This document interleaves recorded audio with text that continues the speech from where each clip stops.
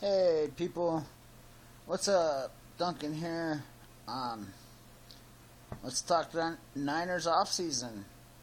First and foremost, please subscribe to my channel, like my videos, comment in the box below, and hit that bell for notifications. So let's talk 49ers offseason.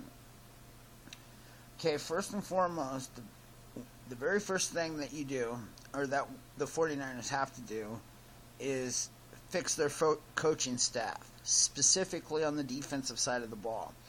A couple of their coaches went on back to the college levels.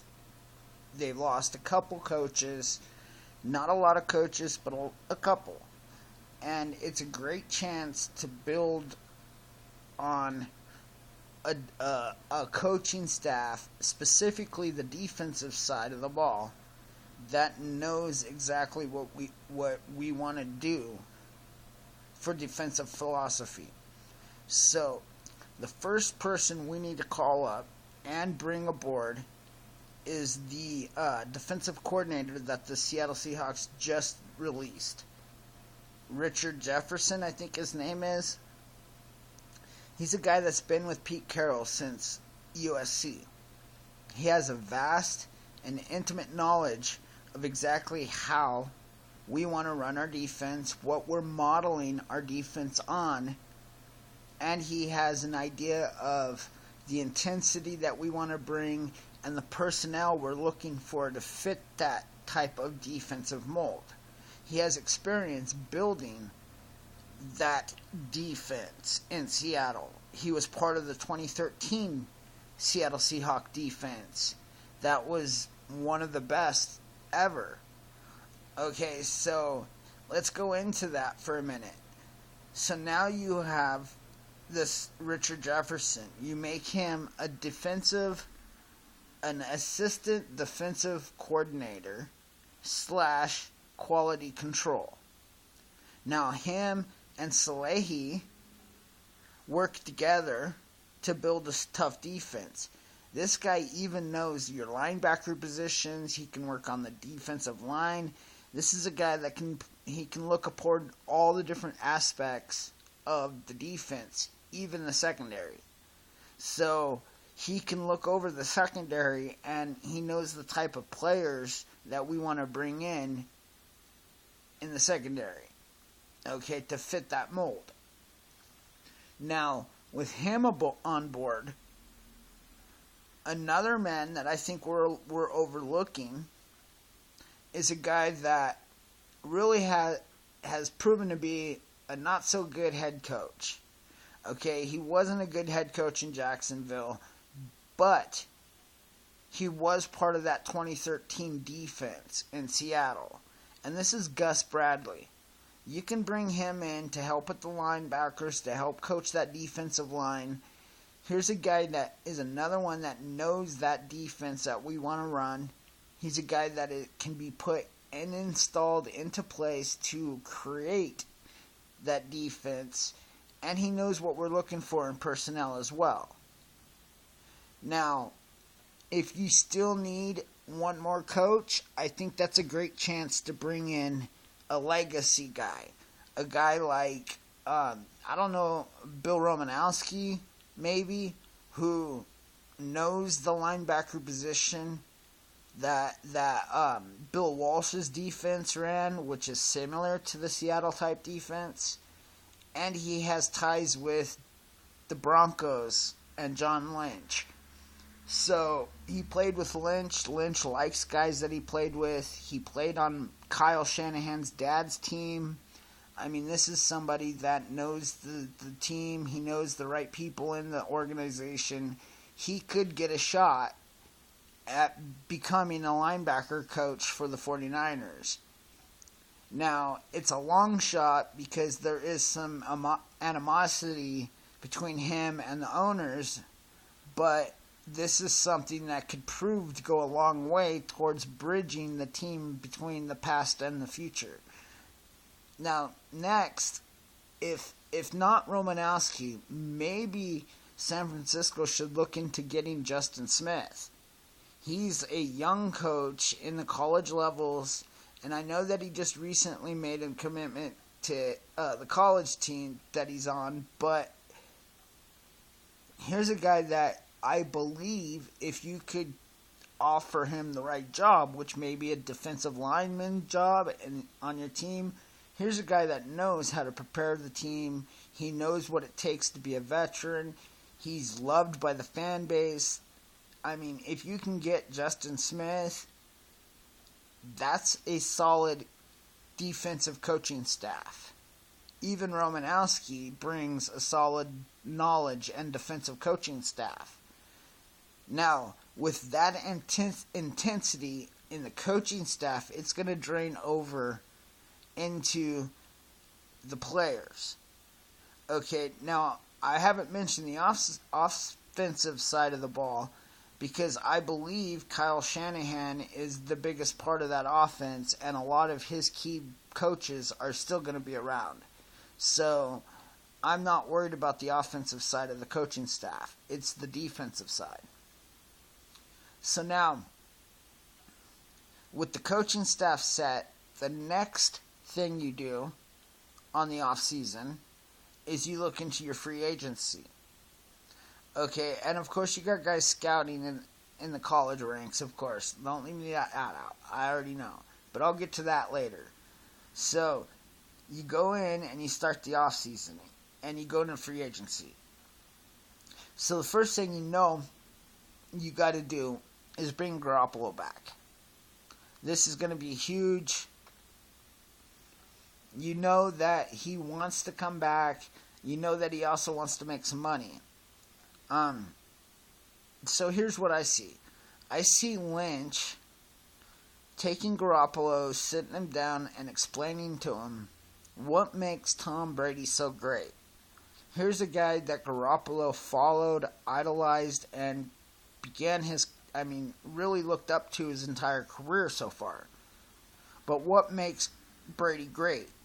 Of course, it's his talent, which Garoppolo has a lot of. It's a skill set, which Garoppolo shares.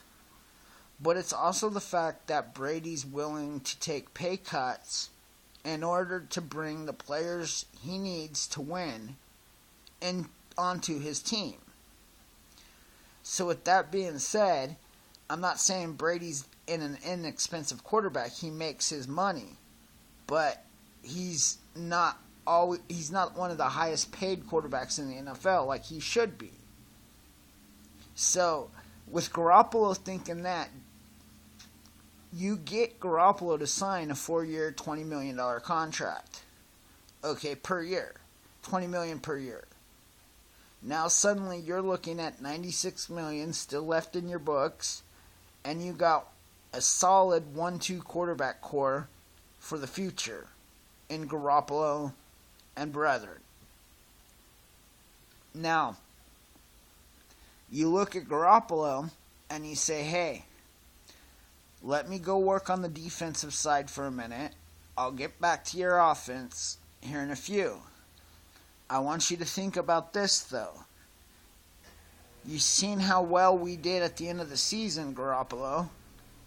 Think of this. You have yet to throw a pass to Garcon.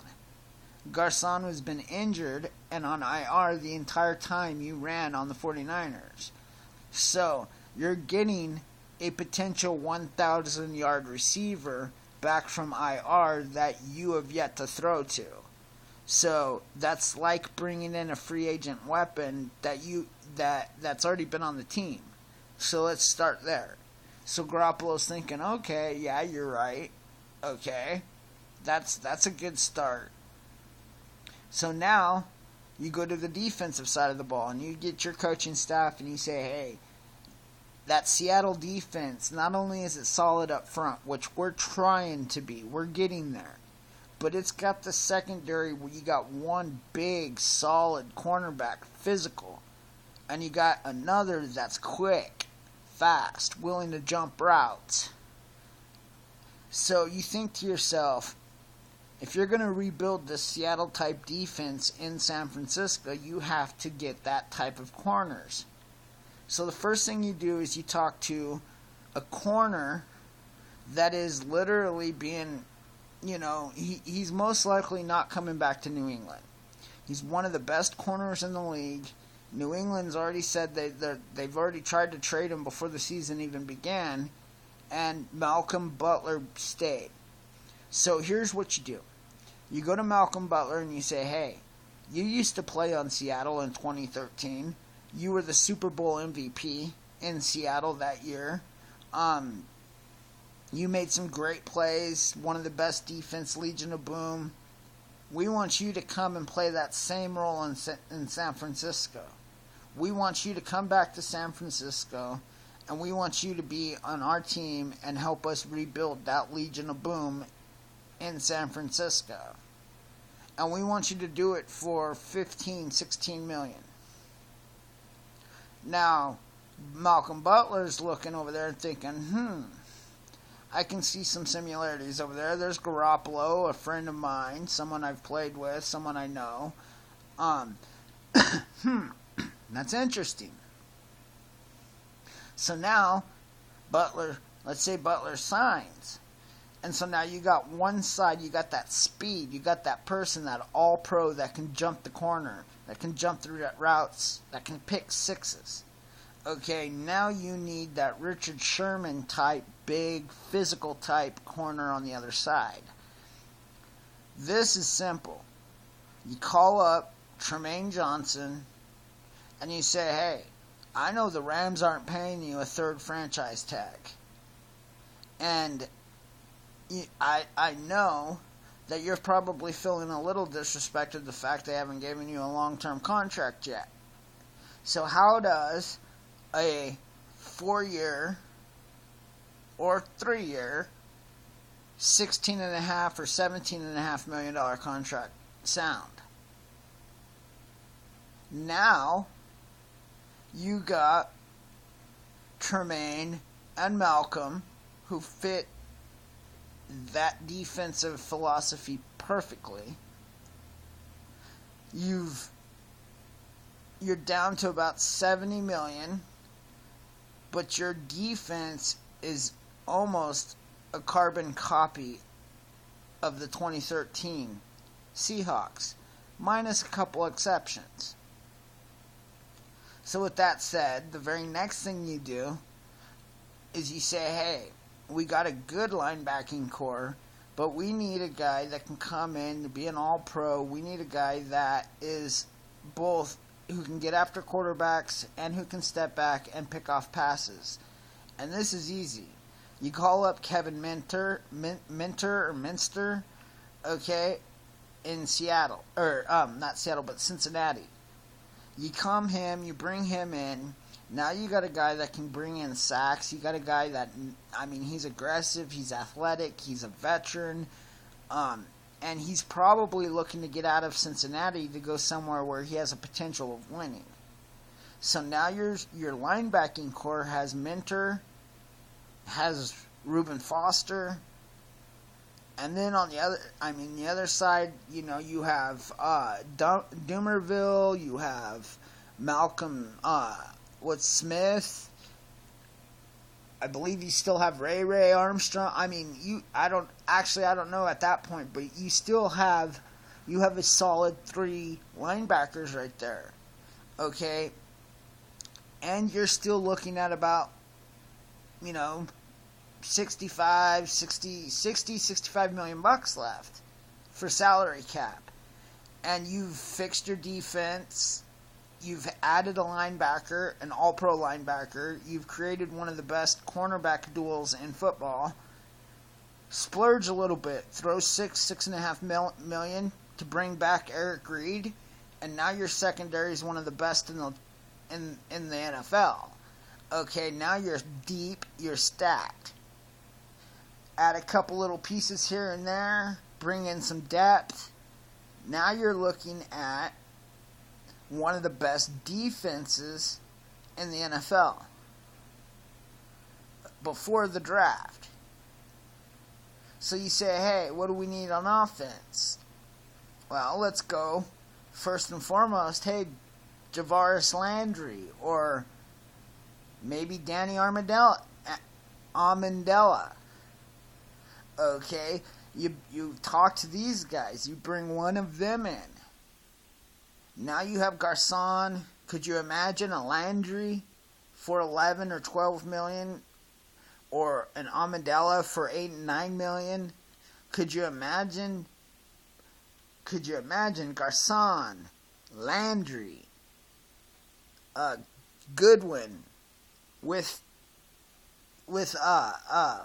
Taylor there as well? I mean, whew, that's a solid receiving core. And you got Garoppolo throwing to him. Now all you have to do is basically bring in someone like Sean Laveau from Washington at guard, or perhaps a Luke Jokifer, or what's his name, Luke Jokel in Seattle. You bring him down. Now you got a Pro Bowl lineman. So you got Staley. Heck, you can bring them both down. Drop your salary down to about 40 million. Okay, salary cap maybe left, but you've built a line. Now, could you imagine getting both Luke Jokel and Sean Laveau? Now you're talking Staley, Laveau. You're talking Zuda or Zuda in the center. Who knows? You could even go Sullivan. I don't know, but imagine that. And then you continue on. I mean, that offensive line gets better. Now you get, like, say you're down to even 30 million, but you've stacked your offensive line, you've stacked your receiving core, you've stacked your quarterback core. Maybe you bring back Carlos Hyde. Maybe you think you can, if you can get him for 5.5, maybe you bring him back.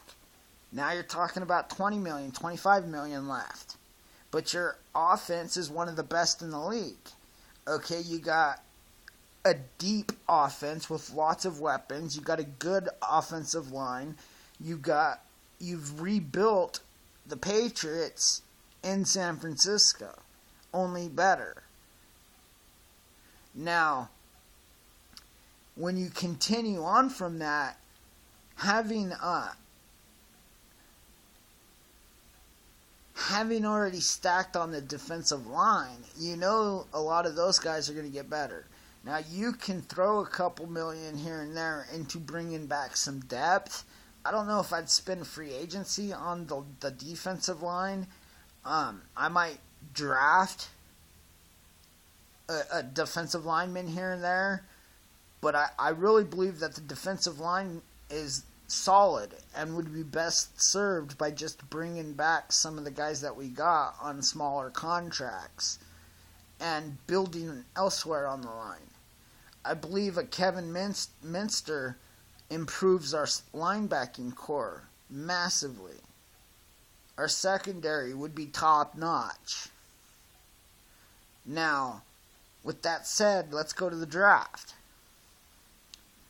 Because we all know that the secret to a legacy team is having depth, is having young talent. So let's go your first round. I think the most important thing in the first round is to ensure that we have a future outstanding offensive line. And the way to do that is by drafting one of the best linemen in the country with our top 10 pick. We bring in a guy that can come in immediately and compete for a starting job, whether it be a center, whether it be a guard, or an offensive tackle. We can bring in somebody that can compete for a guard or compete for a tackle spot. And with that said, you have now a very young, or you have solid pieces that are young that are going to get together to create a dynamic offensive line for years to come. Okay. Now your second round pick, I believe, is from the Saints, which means it's going to be a little bit later up in on the draft board. But if a guy like running back from Royce Freeman from Oregon, if he's available, This is a guy that can come in. He's a guy that, he's a dynamic running back. He can hit all kinds of holes. He can hit different speed levels. He's quick. He's also a power back. This is a guy that can be outstanding in the San Francisco offense. He's a guy that could fall to late in the second round. And if he does, that is a perfect fit for San Francisco. If he doesn't, we should go automatically to the linebacker.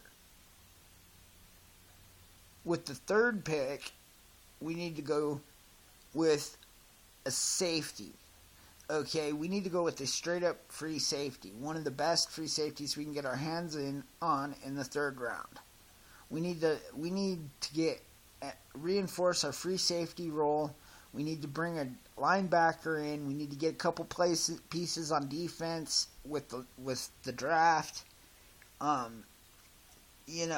Typically I draft the defensive line late, unless it's a solid defensive lineman that I can get my hands on in the third or fourth round. I typically draft linebackers in the fifth, the fourth, and in the second if they're really good. I reserve the first round to needed players, offensive lines, if they're studs, if they're franchise-type offensive line players. I stay away from receivers. I don't mind getting a quarterback, but we're set at quarterback. Running back, I think we've got solid running back core that we could get to. I don't think there's a real big need for us to go running back in the first round. So, with that being said, I think if the 49ers spend money, they can work the draft. They can end up with one of the best rosters in football. They can end up having 10 or more million left for next season as well. And they would be built for the future. I believe the 49ers that I'm talking about right now would easily become the team to beat for years to come in the NFC. Okay, and I seriously mean that. Because a lot of the coaching staff would be set in their ideal positions. A lot of that team would be built to continue the success. Not to mention some of the pieces I got take away from our rivals as well. So with that being said, if you enjoyed what I say about the Niners, if you want to see more or hear more 49er talk, please subscribe to my channel, like my videos, comment in the box below, and hit that bell for notifications. Thank you for viewing. Thank you for tuning in. Hope you all have a great day. Peace. Duncan out.